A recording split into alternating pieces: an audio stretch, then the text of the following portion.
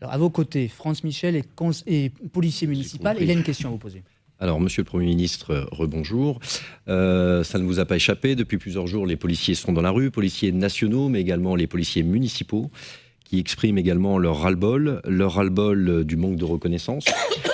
Tout de suite, vous venez d'annoncer que vous étiez pour un armement que je pourrais appeler de généralisé. Donc cet armement généralisé fait partie des revendications que nous portons à FO Police Municipale. Un armement dès la sortie de l'école, avec une obligation pour les maires de l'adopter. Si les élus locaux ne souhaitent pas armer leurs policiers municipaux, c'est qu'ils n'ont pas véritablement besoin d'une police municipale, et à ce moment-là, des solutions annexes existent. Je voudrais, moi, vous parler davantage du point de vue social, puisque aujourd'hui, ces 22 000 hommes et femmes sont tantôt agents communaux, tantôt policiers. Faut savoir qu'aujourd'hui, un policier municipal en fin de carrière va partir avec 1 100 euros. 1 100 euros après plusieurs années, puisqu'il leur faudra atteindre l'âge aujourd'hui de 62 ans pour partir à la retraite.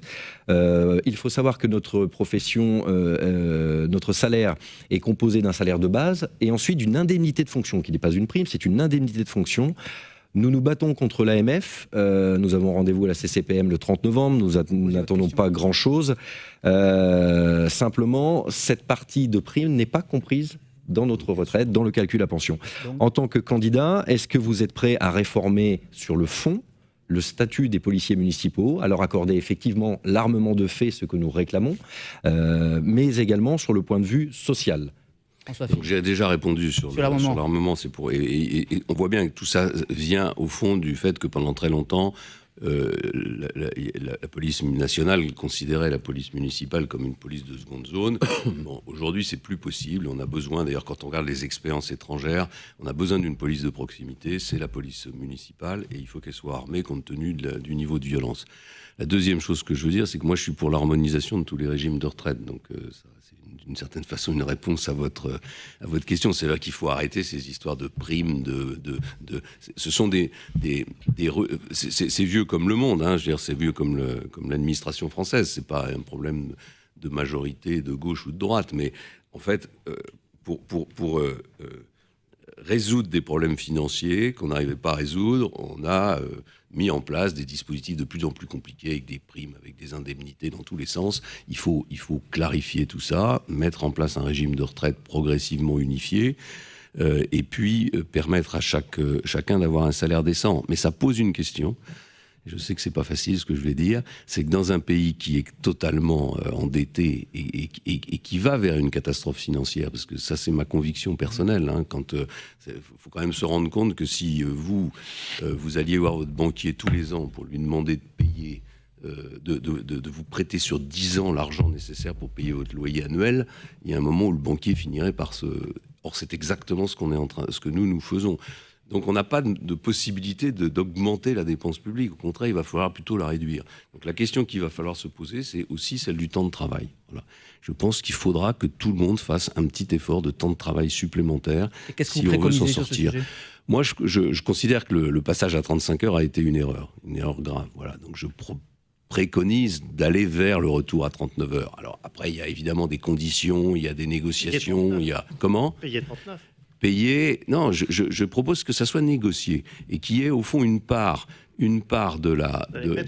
Attendez, laissez parler François Fillon. Je sais très bien que c'est difficile, mais si on dit qu'il faut que tout le monde revienne à 39 heures, payer 39, ça ne change pas grand-chose à la situation économique et financière du pays. La question est de savoir si on peut trouver une voie de négociation pour repasser à 39 heures, avec une amélioration de salaire, avec des perspectives de carrière, parce que les fonctions publiques n'ont plus aucune perspective de carrière, tout est bloqué. Je sais que c'est pas un sujet facile, mais je pense que c'est un sujet qu'il faut aborder, et qu'il faut aborder courageusement. Voilà. Et vous aussi, vous l'abordez sous la forme d'un référendum, ou votre projet suffira ? Non. Le référendum... Vous voyez ce que je veux dire ? Non, le référendum ne doit être utilisé pour traiter des sujets qui ne peuvent pas l'être autrement. On peut imaginer un référendum sur la question, par exemple, de l'inscription dans la Constitution du principe d'égalité des régimes sociaux, par exemple. C'est-à-dire en faire un principe constitutionnel. Ça, c'est un sujet qui peut mériter une question populaire. Mais on ne va pas faire des référendums sur tous les sujets, ou alors il faut supprimer le président de la République et l'Assemblée nationale et le Sénat. On prolonge vos propos sur les questions économiques avec vous, Pierre-Emmanuel Lebrun. Monsieur le Premier ministre, bonjour. Effectivement, j'ai un doute assez évident sur sur le programme quant aux aides concrètes que vous apporterez à la création d'entreprises et également les aides pour l'embauche pour les TPE-PME. D'abord, moi je propose pas d'apporter des aides, je propose de baisser le niveau de charge pour tout le monde. Voilà, je propose de baisser de 40 milliards en plus du CICE, le niveau de charge pour l'ensemble des entreprises, de fusionner tous ces dispositifs CICE et compagnie dans une seule baisse de charge uniforme qui porterait d'ailleurs sur tous les niveaux de salaire et pas seulement. De quel ordre ? Si vous faites le calcul, regardez le CICE plus 40 milliards, voilà, vous voyez, ça représente quand même beaucoup d'argent. Hein. En gros, ça nous mettrait dans un niveau de charge sociale qui serait équivalent à ceux de nos voisins allemands, quoi. Ça fait une diminution de cet ordre. Et pour moi, ce qui est très important, c'est que ça porte sur l'ensemble des niveaux de salaire et non pas seulement sur les bas salaires. Je pense qu'on a fait nous-mêmes des erreurs en focalisant les baisses de charges sur les bas salaires. Je pense que ça enferme les gens dans les bas salaires et ça empêche l'économie française de monter en gamme. La deuxième chose que je propose, c'est, s'agissant du financement des TPE, des PME, c'est que les Français puissent investir eux-mêmes. Et je propose d'utiliser un dispositif qui existe en Grande-Bretagne, qui fonctionne très bien, qui consiste à permettre aux gens de déduire de l'impôt sur le revenu jusqu'à 30% et avec un plafond d'1 million d'euros les sommes investies dans les PME ou dans des entreprises innovantes. Ça existe pour l'ISF déjà en quelque sorte. Oui, sauf que comme je supprime l'ISF, cette disposition disparaîtra. Une question en prolongement sur les demandeurs d'emploi. Il y a tout un débat sur la baisse des allocations, la dégressivité, le retour à l'emploi des demandeurs d'emploi. Ils nous écoutent aujourd'hui et ils sont inquiets, ils sont de plus en plus nombreux. Quelle est votre politique, quelle est votre stratégie vis-à-vis d'eux ? La question, c'est qu'il faut que le régime d'assurance chômage soit équilibré. Voilà. Donc moi, je propose 2 solutions. La première, qui a ma préférence, c'est que les partenaires sociaux se mettent d'accord eux-mêmes sur les conditions du retour à l'équilibre du régime d'assurance chômage.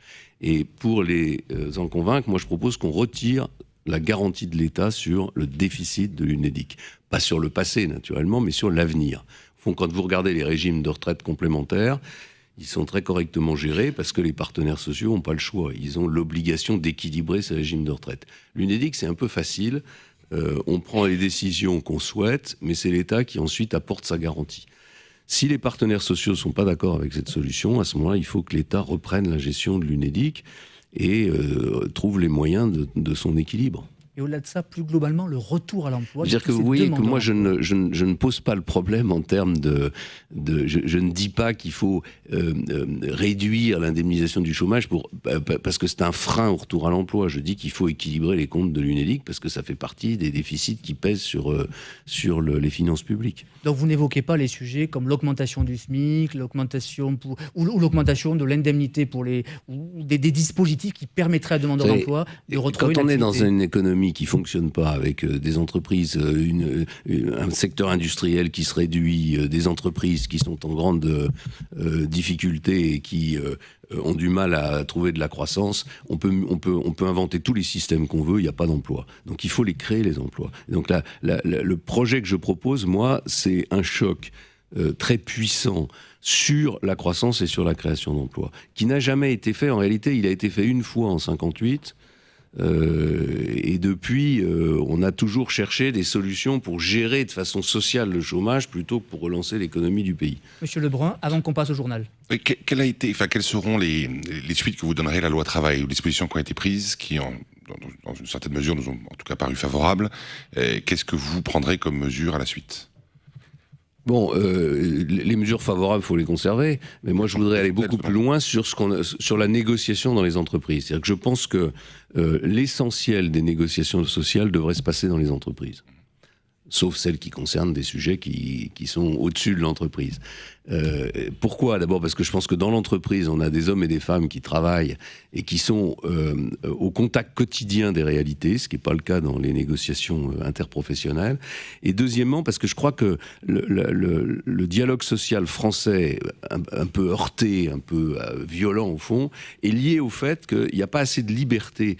Donc on n'a pas grand-chose à négocier. Si on n'a pas grand-chose à négocier, il n'y a pas de raison que le dialogue social soit un dialogue social innovant. Il y a tellement de normes dans notre pays, le code du travail est tellement volumineux, de quoi est-ce qu'on peut parler dans une entreprise en termes de négociation sociale? De rien du tout. Donc je trouve qu'il faudrait ouvrir ce champ de négociation pour que progressivement le dialogue social devienne le moyen de régler les sujets sans passer par des crises successives. Alors, Monsieur le Premier ministre, fin de cette première partie. On passe au journal et on se retrouve dans 10 minutes avec nos lecteurs. On a encore de très nombreuses questions jusqu'à 18h30.